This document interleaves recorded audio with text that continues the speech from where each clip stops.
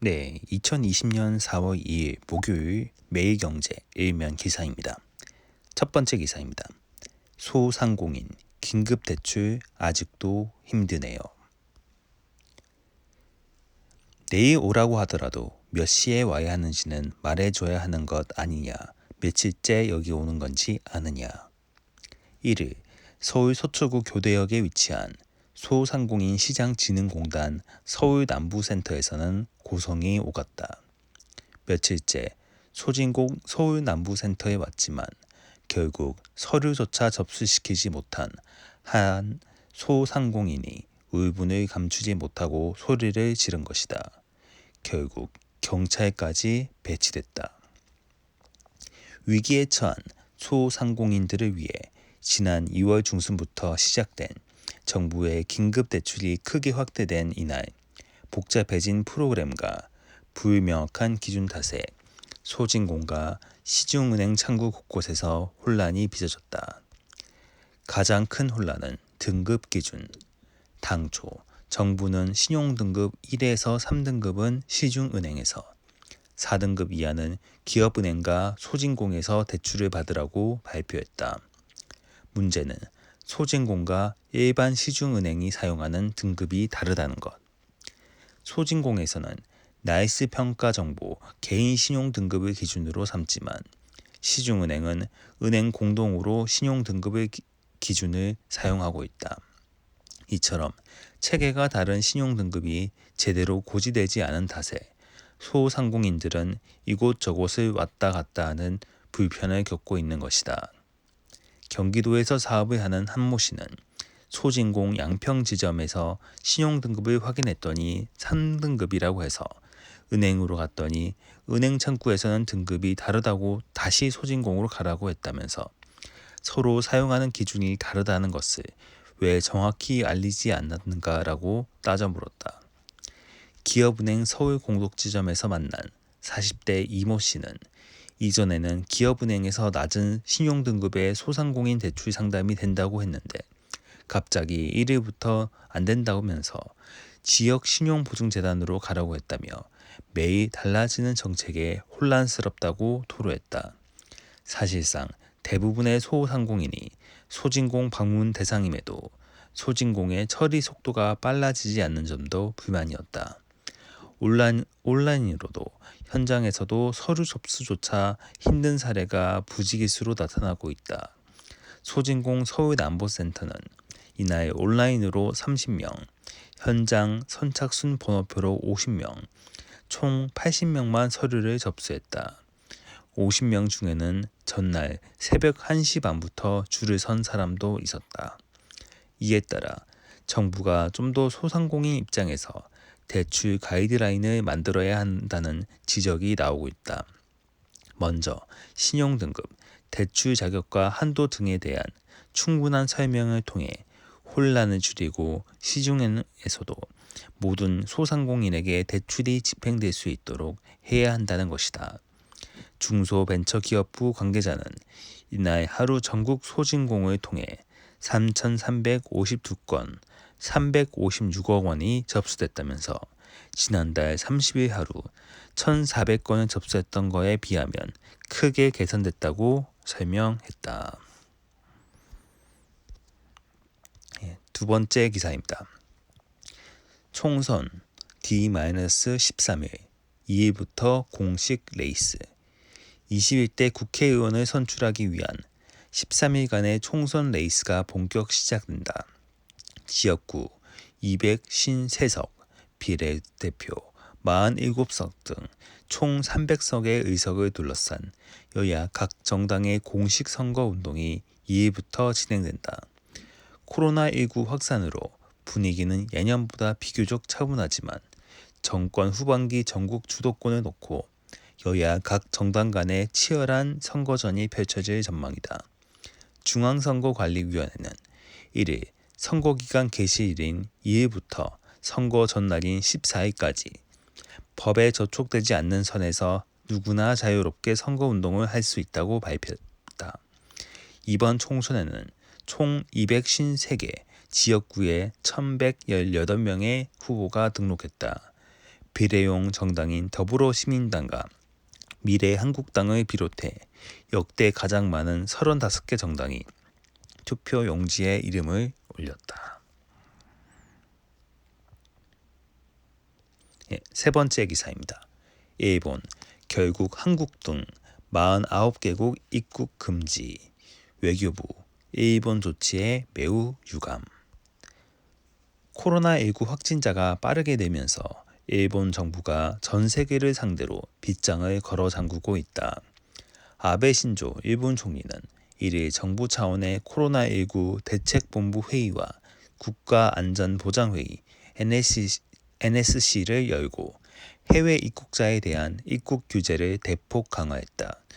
한국을 비롯해 미국, 중국, 유럽 주요 국가 등 총 49개 국가, 지역에 최근 2주간 머문 외국인을 대상으로 입국 거부에 나설 것이라고 밝혔다. 이들 지역에서 귀국하는 자국민에 대해선 전원 PCR 검사를 실시키로 했다. 이로써 일본이 입국 거부를 하는 국가와 지역은 전 세계 196개국 중 3분의 1가량인 73개 국가와 지역으로 확대됐다. 이번 조치는 3일 0시부터 이달 말까지 적용될 예정이다. 앞서 일본 정부는 한국을 대상대로 한 90일 무비자 방문과 기발급 비자의 효력을 4월 말까지 중단한 바 있다. 이에 대해 외교부는 일본이 지난달 29일 외교 경로를 통해 사전 통보해 왔다며 우리 방역 조치의 성과가 명확해지는 상황에서 일본이 한국 전역을 대상으로 입국 거부를 결정한 것은 유감스러운 일이라고 말했다.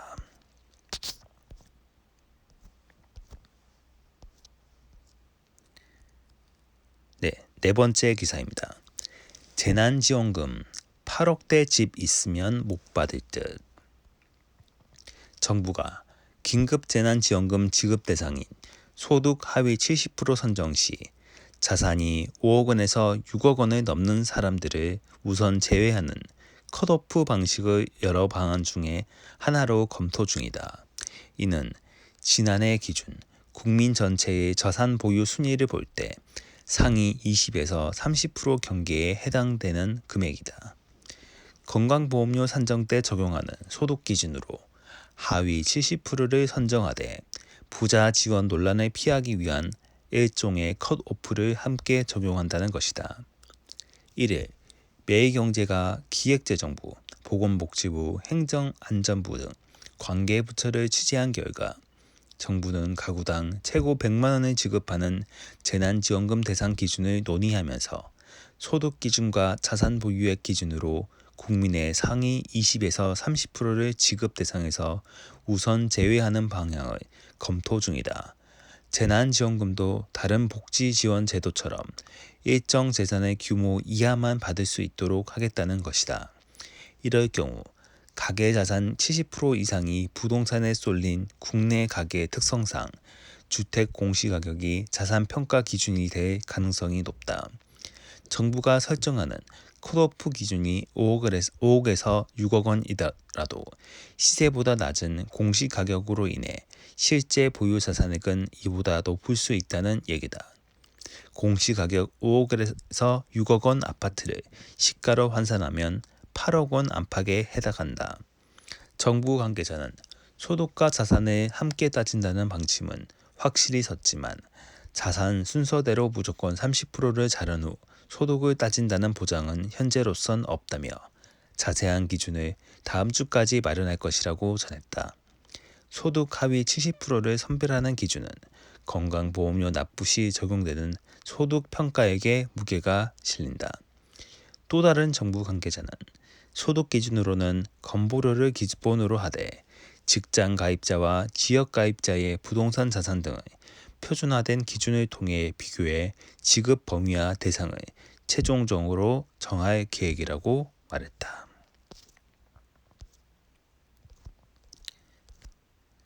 네, 오늘 마지막 기사입니다. 자동차 해외 판매 절벽, 한국차 21% 급감. 코로나19 쇼크가 국내 산업계를 덮치기 시작했다. 실물 경제에 막대한 파급력을 가진 현대자동차의 지난달 전 세계 판매량이 20% 급감했다. 전 산업 수출 실적도 다시 감소세로 돌아섰다. 코로나19 쇼크는 이달부터 거의 모든 산업으로 가속화할 것으로 예상된다. 현대차는 지난달 내수 7만 2,080대, 해외 판매 23만 6,323대 등 전 세계에서 완성차 30만 8,500 세대를 판매했다고 이를 밝혔다. 내수는 제네시스 GV80 등 신차 효과에 힘입어 전년 동월 대비 3% 늘면서 선방했다고 평가받았지만 해외에서는 26.2% 감소해 전체 판매가 20.9% 줄었다. 지난달부터 코로나19 충격파가 북미와 유럽 등 주요 시장을 강타한 탓이다. 기아차 역시 지난달 내수 판매는 전년 동월비 15.3% 증가한 5만 1,008대를 기록했지만 해외 판매는 11.2% 감소한 17만 5,952대에 그쳤다. 한국 GM과 르노 삼성의 지난달 해외 판매 역시 각각 20.8%, 57.4% 줄었다. 국내 완성차 5개사의 지난달 해외 판매는 44만 6,801대로 전년 동기 대비 20.87% 감소했다. 자동차 업계에서는 3월 판매 실적 감소는 시작에 불과하다고 진단했다. 지난달 중순부터 코로나19 영향이 반영된 데다 신차 효과로 내수가 버텨졌기 때문이다. 한국자동차 산업협회에 따르면 주요 완성차 부품사들은 3월 매출이 20에서 30% 줄었고 4월 매출 감소폭은 더 커질 것으로 내다봤다. 실제로 이번 달에 10일 이상 휴업을 검토하는 기업들도 있다. 자동차 산업 외에도 주력 산업들 수출이 감소세로 돌아섰다. 산업통상자원부는 3월 수출액이 469억 1천만 달러로 전년 동기 대비 0.2% 감소했다고 밝혔다. 수입은 418억 7천만 달러로 전년 동기 대비 0.3% 줄었다. 3월은 조업일수가 전년 대비 1.5일 증가했는데 이 영향을 제외하고 일평균으로 보면 19억 5,400만 달러로 6.4% 떨어진 셈이다.